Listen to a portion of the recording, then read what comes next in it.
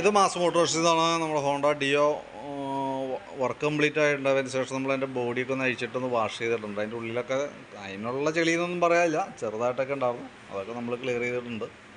ഇനിയിപ്പോൾ നമുക്ക് അതിൻ്റെ ബോഡി ഒന്ന് കയറ്റാം, റീസെറ്റ് ആക്കാം. അതൊക്കെ മെയിനായിട്ടുള്ളത്. പിന്നെ അതിനകത്തുണ്ടല്ലോ നമുക്ക് സ്പീഡോമീറ്ററിന് റെഡിയാക്കാൻ പറ്റിയിട്ടില്ല. കാരണം അതിൻ്റെ ഈ വീലിൻ്റെ ഇതിൻ്റെ ഉള്ളിൽ വന്ന ഒരു ക്രൗൺ പിനിയൻ എന്ന് പറയുന്ന ഒരു യൂണിറ്റ് ഉണ്ട്.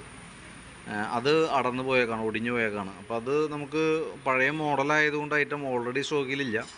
ഞാനതൊന്ന് ഓർഡർ ചെയ്ത് നോക്കാം. ചെയ്തിട്ട് കിട്ടുന്ന സമയത്ത് ഞാൻ വിളിക്കാം.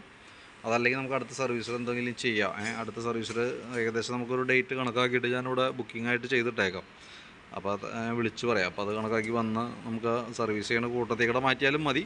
ഇനി അതല്ല അതിക്ക് മുമ്പ് ഐറ്റം വരാണെന്നുണ്ടെങ്കിൽ ഞാൻ അതിക്ക് മുമ്പ് ചെയ്യാം. ഈ പഴയ മോഡലായതുകൊണ്ടായിട്ട് സ്റ്റോക്കിൽ ഉണ്ടാവാനായിട്ട് സാധ്യത കുറവായിരിക്കും. അപ്പോൾ ബുക്ക് ചെയ്തിട്ടൊക്കെ വേണം എടുക്കാനായിട്ട്. കിട്ടുമെന്നുണ്ടെങ്കിൽ നേരത്തെ വിളിക്കാം. അതല്ലാന്നുണ്ടെങ്കിൽ നമുക്ക് നെക്സ്റ്റ് സർവീസിൽ നമുക്കത് ചെയ്യാം കേട്ടോ.